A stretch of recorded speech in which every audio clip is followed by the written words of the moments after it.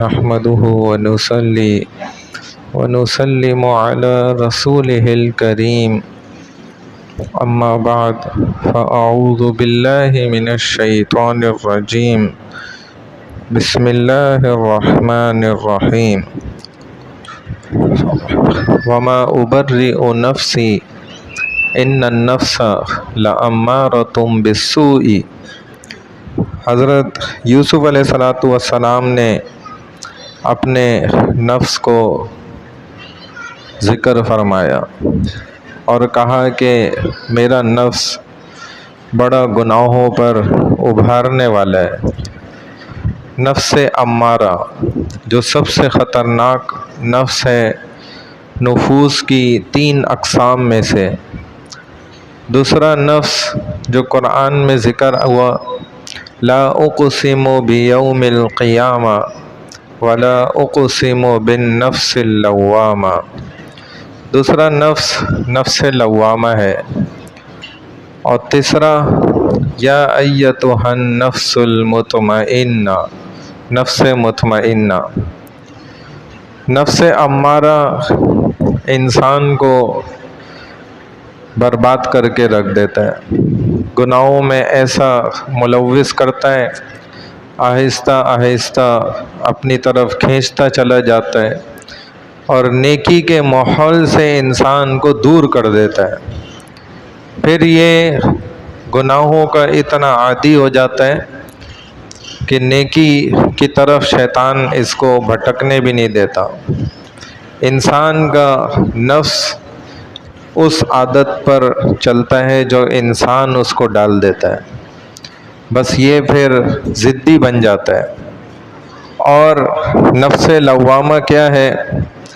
یہ نفس امارہ اور نفس مطمئنہ کے درمیان والا نفس ہے، یعنی کہ کبھی گناہ کراتا ہے اور کبھی نیکی کی طرف بھی انسان کو لے جاتا ہے، یعنی کہ نیکی بھی کر لیتا ہے اور گناہ پہ بھی لگا رہتا ہے۔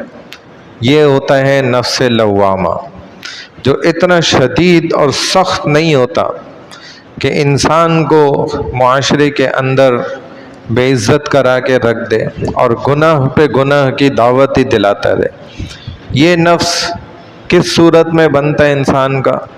جب وہ خود بھی اندر سے کوشش کرتا رہے کہ میں نے نیکی کی طرف بھی جانا ہے، میں نے عبادات بھی کرنی ہے، میں نے گناہ سے بھی بچنا ہے۔ اس کے دل میں نا یہ خیال تقریباً اکثر اوقات رہے کہ میں جو زندگی گزار رہا ہوں اپنے رب کی نافرمانی کر رہا ہوں، تو اس پر نا اس کا نفس اس کو ملال کرتا رہے، بار بار اشارہ کرتا رہے کہ تم یہ کیا کر رہے ہو۔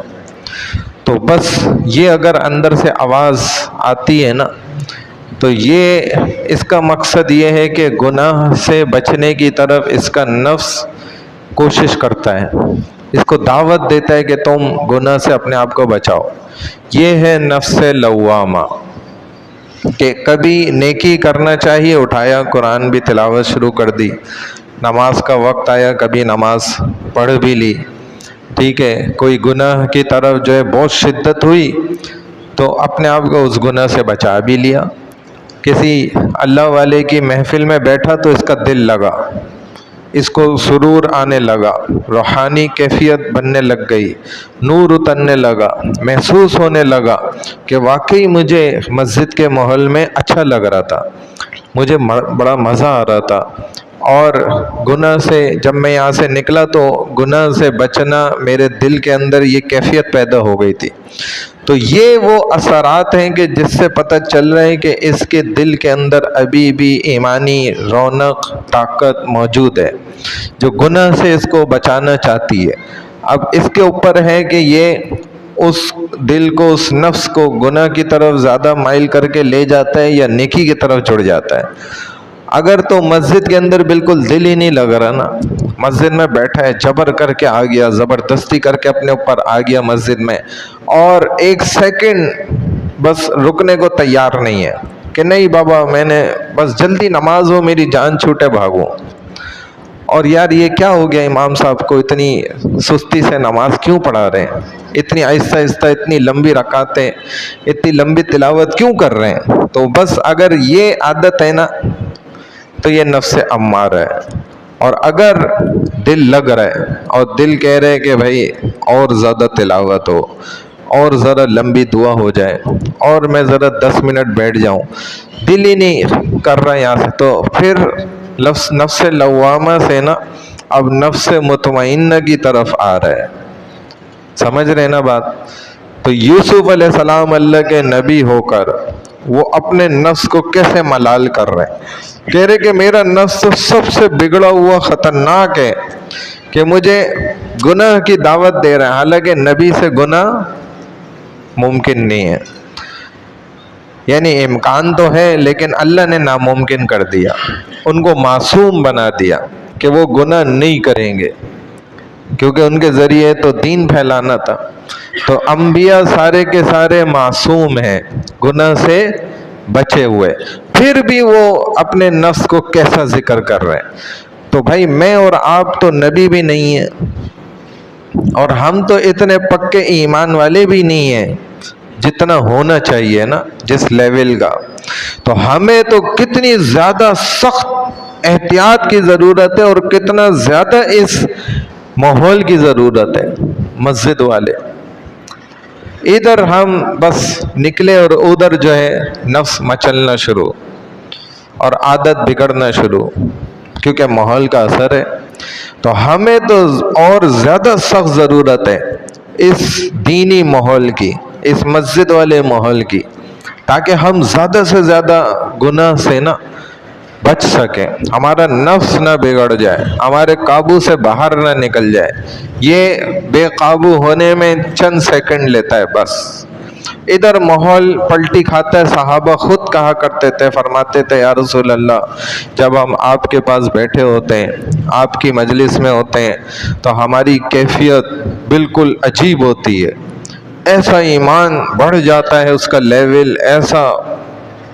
تو جب ہم باہر نکلتے ہیں، آپ کی مجلس سے ہٹتے ہیں، تو ہمارا وہ لیول آف ایمان باقی نہیں رہتا، ہمارا ایمان کمزور ہونے لگ جاتا ہے۔ تو کہیں ہم منافق تو نہیں ہو گئے؟ یہ صحابہ رسول اللہ صلی اللہ علیہ وسلم کو فرماتے۔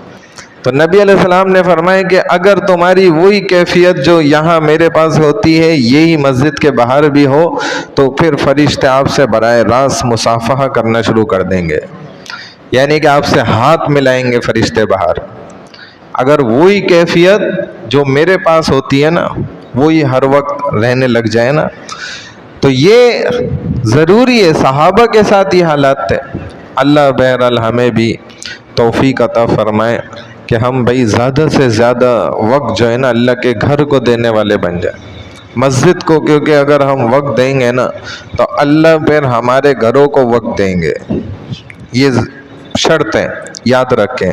پھر اللہ ہمارے گھروں کے ماحول کو بھی صحیح کریں گے، اس میں رحمت برکتیں بھی نازل کریں گے، لڑائی جھگڑے ہیں ان کو بھی ختم کریں گے، جو بے برکتیاں ہیں جو ہم سمجھتے ہیں کسی نے جادو کر دی ہے، کسی نے کاٹ کر دی ہے، کسی نے ہم سے حسد ہے تو اس نے جی جا کر جو ہے نا کالا جادو کرا دیا ہے، یہ ہم نے خود ہی کیا ہوا ہے، کسی کے پاس اتنا وقت نہیں ہے یہ سارے کام کرانے کا، ہوگا کسی ایک آدھ کے پاس ہوتا بھی ہوگا شاید، لیکن اکثر لوگ اس وقت الحمدللہ کراچی والے بہت مصروف زندگی گزار رہے ہیں۔ تو ہم نے خود ہی اپنے گھروں میں نا وبال ڈالا ہوا ہے، بے برکتی میری اپنی وجہ سے میرے گھر میں، کسی دوسرے کی وجہ سے نہیں ہے۔ تو مسجد کو وقت دینے کی نیت کر لیں، انشاءاللہ اللہ تعالی ہمارے گھروں میں برکتیں ڈالیں گے۔ انشاءاللہ مغرب کی نماز کے بعد تعلیم بالغہ کی بھی کلاس ہوگی، اس میں ضرور شرکت کریں۔ سبحان اللہ و بحمدہ، سبحانک اللہم و بحمدک، نشہد ان لا الہ الا انت، نستغفرک و نتوب الیک، برحمتک یا ارحم الراحمین۔